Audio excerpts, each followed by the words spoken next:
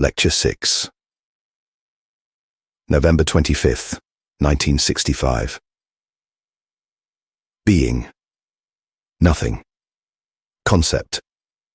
The moment of transition cannot be conserved. We cannot continue to think that the revolution is imminent, a revolution that, on the one hand, has turned into a despotism, and on the other, is scarcely possible anymore. Administrative Act, Red Army. Practice endlessly postponed can no longer serve as an appellate court against philosophy. The process of reflection about why this did not happen is philosophy. This includes the most advanced social insight, no shell or framework, House. Conversely, philosophy, whose claim to identity failed the decisive test, the transition to practice, is in need of radical self-criticism, deprovincialization, hence attack on Bolno. Is philosophy still possible equals, is dialectics possible? An unpedantic concept of the latter, for this is the highest form of philosophy. It is the attempt to incorporate the non-conceptual into itself, that which is heterogeneous to philosophy. In short, to extend philosophy to the essential, the very thing it suppresses in its traditional affirmative form. Situation, thought thrown back on philosophy. Furthermore, the pause for breath nowadays creates the opportunity for this. Another reason why the world has not changed is that too little is interpreted.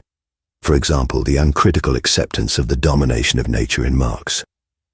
This has its practical implications. On the other hand, philosophy in its highest form hitherto cannot be salvaged. Objections have been raised to the identity of thought and being. If the world were equals to spirit, it would be meaningful. At the macro level, because the world can no longer be said to be rational, meaningful.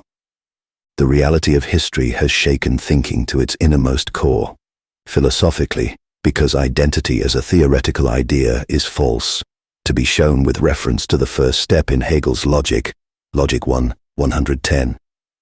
In order to be able to teach the identity of being plus nothing, being as the indeterminate, becomes indeterminacy, a concept, and in consequence the result, absolute spirit is mischievously anticipated, hence an aporia, reference back to philosophy, and this no longer suffices.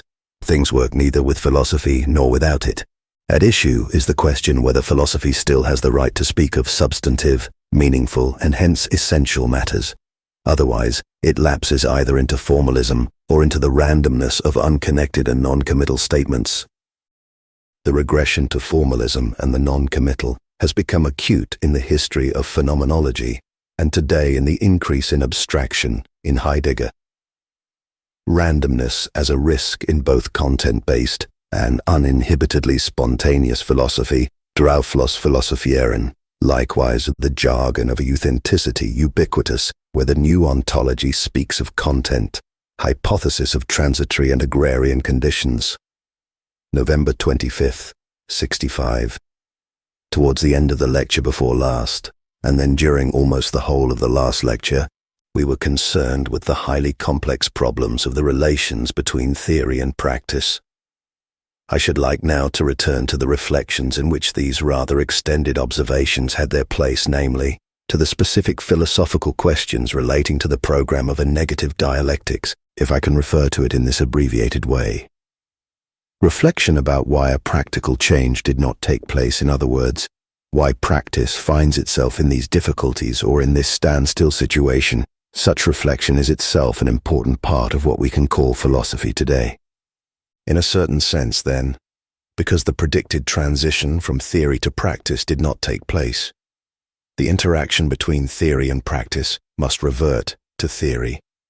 Admittedly, this includes the most advanced insight into the processes of society, and if I am attempting to convey to you a conception of philosophy that is utterly opposed to the idea of philosophy as a basic or overarching science, in short, the idea of philosophy as a shell, Gehaus, the reason is to be found in this fact. And likewise, without my going into this question at greater length in the course of these lectures, you will be able to understand why I refuse to accept the current separation of philosophy and sociology. On the other hand, it has to be said that the fact that the transition to practice that has been implicit in philosophy ever since Hegel has failed contains the further implication that philosophy itself should be subjected to the most rigorous process of self-criticism, a self-criticism that must self-evidently take its lead from the latest forms assumed by philosophy. I am not thinking here of a critique of the countless irrelevant studies that appear every year as products of the academic industry and seem to have no difficulty in finding publishers and printers. We must inquire, then, whether philosophy is still possible. If I equate this question with the question of the possibility of dialectics, I shall need to justify this from the positive side. The negative side is that the anti-dialectical philosophies are unable to withstand that self-critical scrutiny that I deem indispensable. At the same time, I should like to ask you once more to think of dialectics in as unpedantic a way as possible. That is, if you wish to understand what I mean by the question of the possibility of dialectics, I must ask you not to think of it schematically. Dialectics represents the attempt to incorporate into philosophy whatever is heterogeneous, philosophy's other, we might call it. To anticipate, we might say it wishes to import the non-conceptual into philosophy. In Hegel, in the sense of the identification of the non-identical, in the sense of the questions I am describing to you. It is a matter not of incorporating the non-conceptual, but of comprehending it in its non-conceptuality. If that could be achieved, and so as to become able to speak of the essential matters that so often elude it, philosophy would have to come to terms with the very things that it has always suppressed in its traditional form, right down to Hegel. I shall come on to speak about this shortly, the very things that in their traditional, and as we may also add, affirmative shape, were carefully allowed to slip through the net. The situation, then, is that thought is thrown back on philosophy, while at the same time, philosophy itself has become problematic. Problematic not just in the sense that it has become a special discipline, pursued in an unrelated and indifferent manner, but also in the far more serious sense that in its present form, it manifestly does not match up to its own expectations. This fact of being thrown back onto philosophy has its real equivalent in the present situation.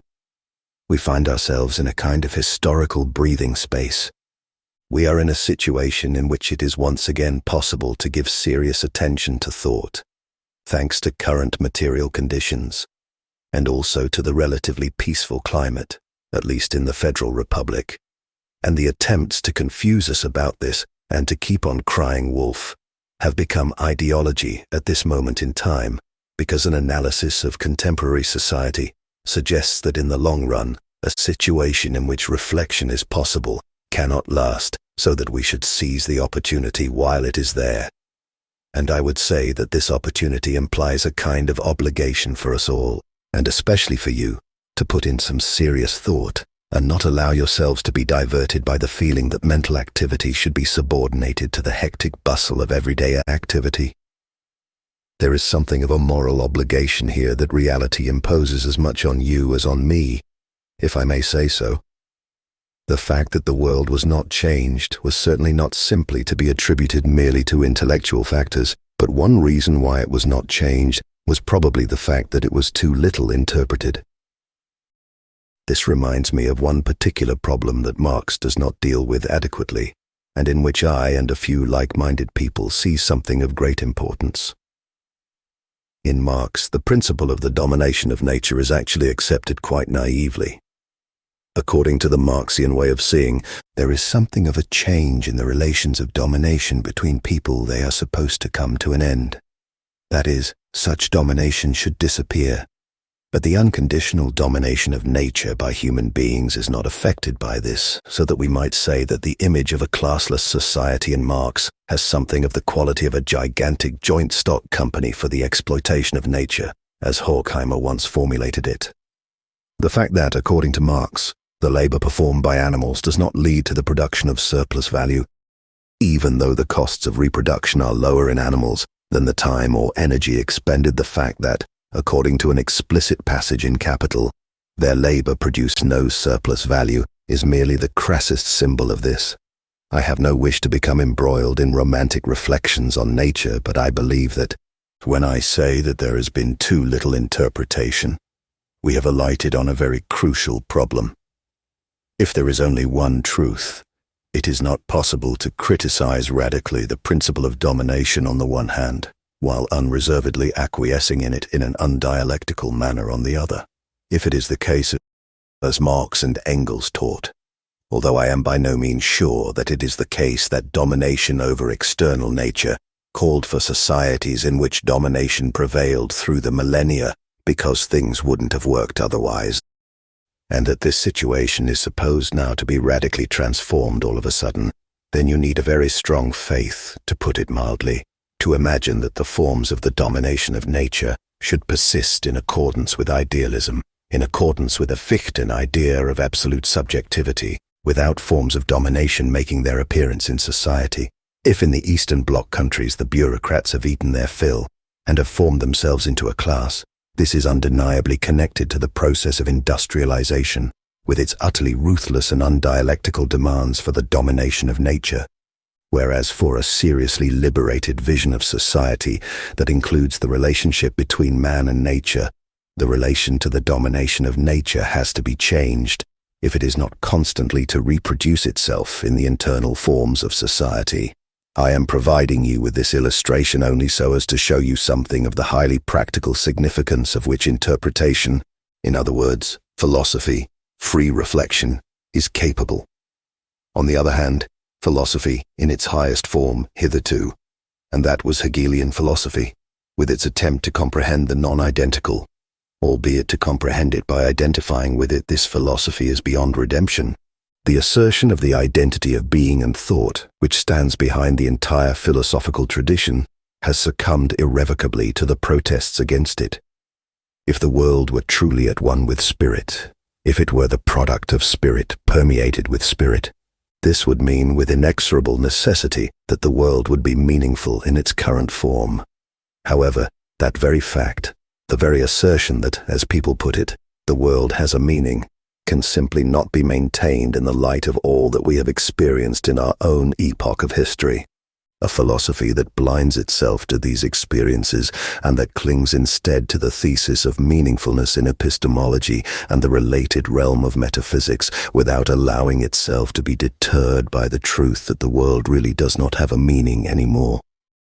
Such a philosophy really would sink to the level of idle chatter and professional reassurance, worthy only of the contempt held in readiness by certain philosophical trends, such as the positivists, as well as the common or garden opinions of the ordinary man.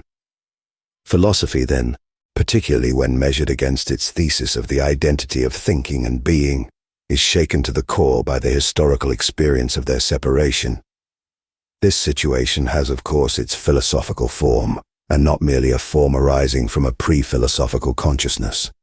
And it is the philosophical form that is the truly authoritative one. If we were only to say, thought cannot blind itself to experience, this would be just as dogmatic, as long as it remains consistent in itself as the opposite idea that does not give a fig for the world with which it would like simultaneously to be identical. Just as the one assurance is narrow and vacuous, so too such a critical repudiation would lack validity. We can show therefore that, as a theoretical idea, identity is itself false, an idea obtained by sleight of hand, and this demonstration, this compelling negative demonstration, is what I regard as the central problem of philosophical criticism today. I should like to illustrate this with reference to an example taken from the most important text dealing with philosophical identity, namely Hegel's Logic, a passage right at the start where Hegel discusses the transition from being, as the most indeterminate category, to nothing. The statements I have in mind are to be found in Book 1 of the Logic, in the section entitled Quality. It is around page 110 of the Glockner edition of Volume 1 of the Science of Logic. If you would like to take a look at the relevant passage, you will perhaps be aware that Hegel's logic begins by referring back to Aristotle, but with an implicit subjective turn. It begins with the concept of being, and Hegel says of this being, we might almost say infers, or shows through his phenomenology, that it is identical with nothing. Whether he is undertaking an analysis of the concept, or whether he is analyzing the underlying substance, is a question we shall have to leave to one side here, because Hegel would say that, given such a bad universal as being, the distinction between concept and thing would itself be a determination that would do violence to the indeterminate character of the substratum being. Now we should take a closer look at this thesis that the concept being is indifferent to the distinction between the concept being and the thing being, and see what the position is. In the passage I have referred to, Hegel is concerned with the empirical nullity of concepts, such as that of empty space, which result from abstractions, as indeed he would admit of the concept of being as a concept mediated in itself in the course of the logic. And the course of the logic itself may be said to be the determination, the statement of the stages of abstraction that have to be passed through if something like the concept of being is to come into existence at all. To this extent, these movements, the progressive movements of Hegel's logic, are also retrograde movements, and have always been so from their very inception. That is to say, being is the indeterminate, and he in fact calls it that in connection with certain observations by Jacobi, to whom he is not well disposed. So being is the indeterminate. In the very next sentence, however, we read, "They, that is the thoughts of pure space, pure time, pure consciousness, or pure being, are the results of abstraction. They are expressly determined as indeterminate, and this to go back to its simplest form is being." Now listen carefully here to how he goes on. In the science of logic, the crucial statements are generally to be found in its subtle linguistic transitions, and it might well be the case that at this point, a decision of immeasurable philosophical significance and of equally significant dubiousness has been preempted. So, Hegel continues, but it is this very indeterminateness which constitutes its determinateness, that is, the determinates of being, for indeterminateness is opposed to determinateness, hence, as so opposed, it is itself determinate or the negative, and the pure, quite abstract negative. It is this indeterminateness or abstract negation which thus has being present within it, which reflection, both outer and inner, enunciates when it equates it, that is being, with nothing, declares it to be an empty product of thought, to be nothing. Now, ladies and gentlemen, please note that at first, when he speaks of being, Hegel talks about the indeterminate, but goes on imperceptibly to replace indeterminate with indeterminateness.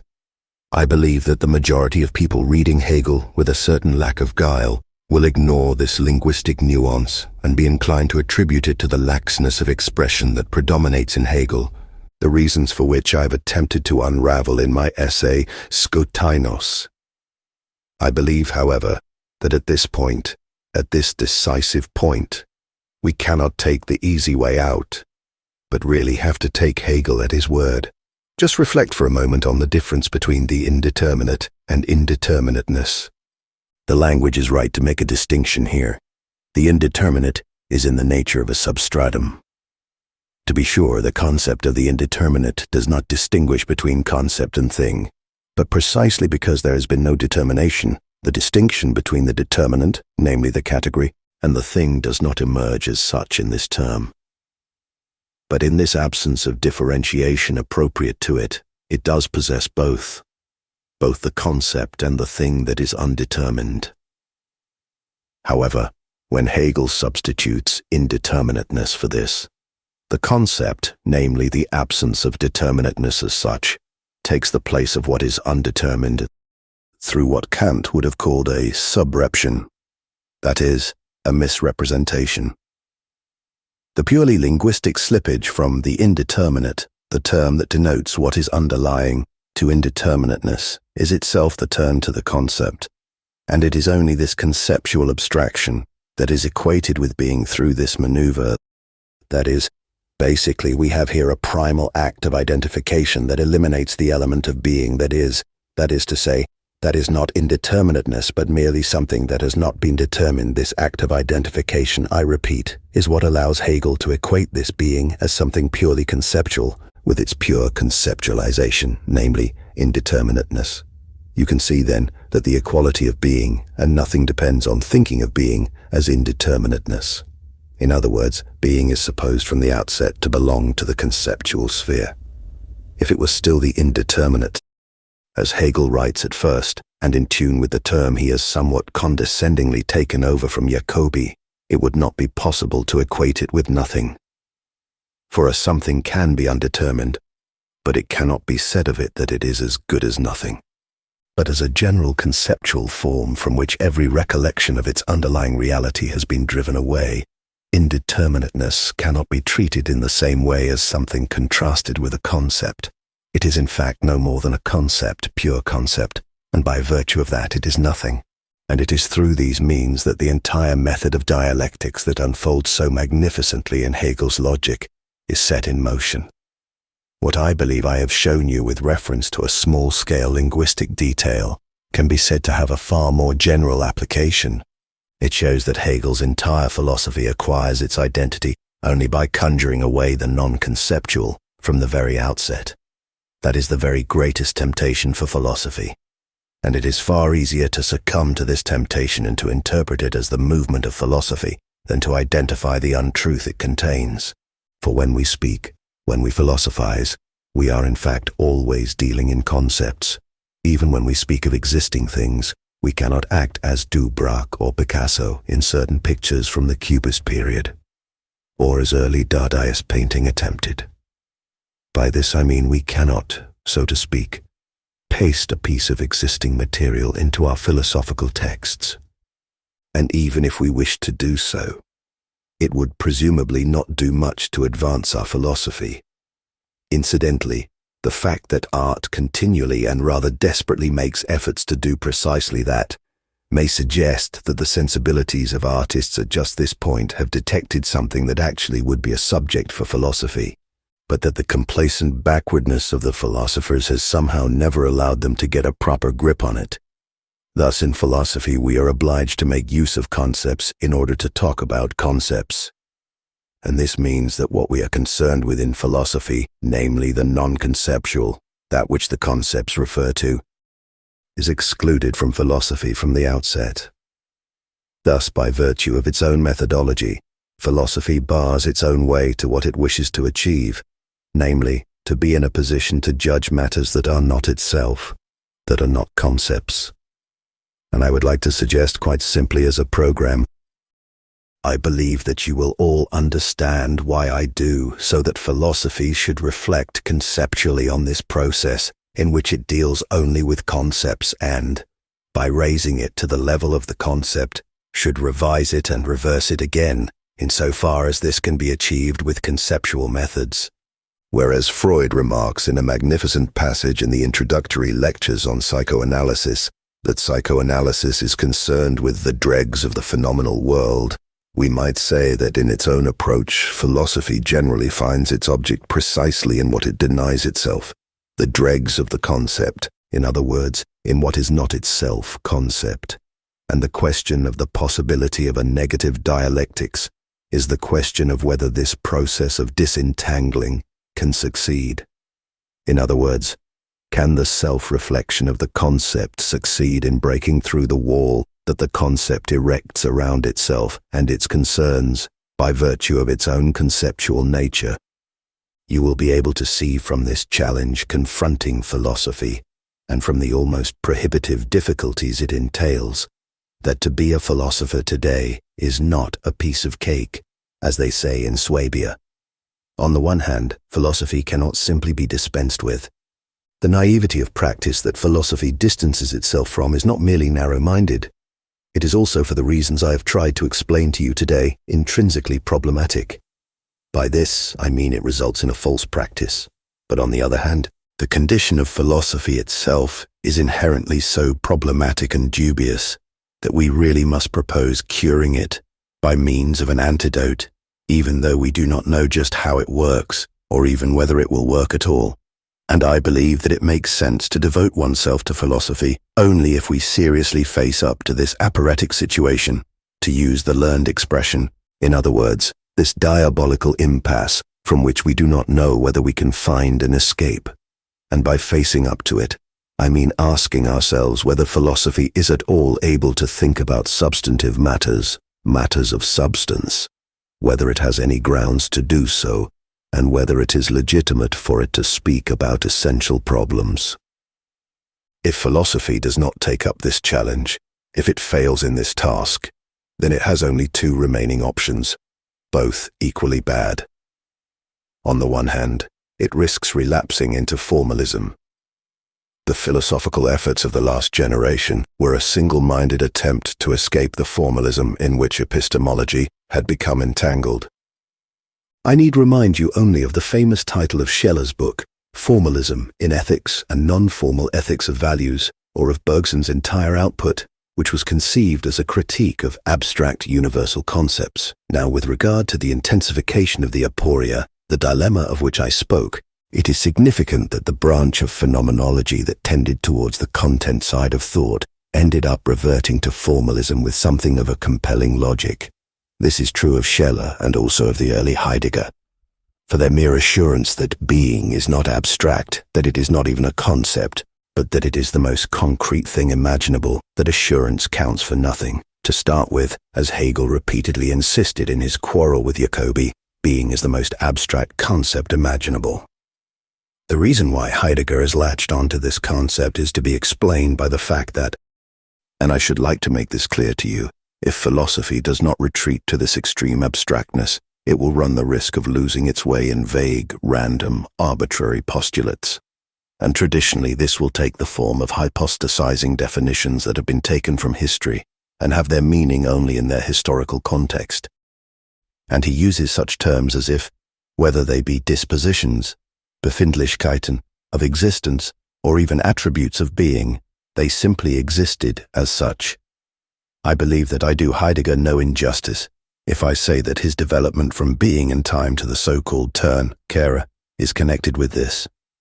By this I mean that he pursued that process of emptying his philosophy of content that ultimately led to his cult of the word being, because he sensed that the material determinations of being and time, which incidentally is what made this book so influential, are not simply determinations of existence or being, but that they contain far more specificities, and also, by the standards of a pure philosophy of origins, far more random, arbitrary elements than he was willing to admit at the time.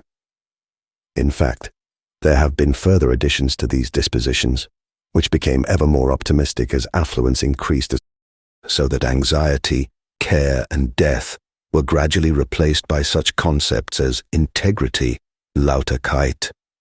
This development from negative dispositions to positive ones is itself very instructive. I would seriously recommend that you look into this for yourselves. I would almost go so far as to say that philosophy in its current state in the academic world has become polarized, with the random and arbitrary on the one side and the formal on the other. Moreover, there is something like a functional connection between these two poles. By this I mean that if a content-based philosophy in its present form does not succeed in implementing the program I have tried to set out for you today, it will be compelled to revert to those very formalisms from which it had once tried to break away. And the question or the problem facing philosophy is simply about how it can have both content and rigor at the same time. And that indeed can only become possible if the philosophers succeed in escaping from the equation of universal concepts with the substantive contents about which they have agreed to this day. Lecture 7.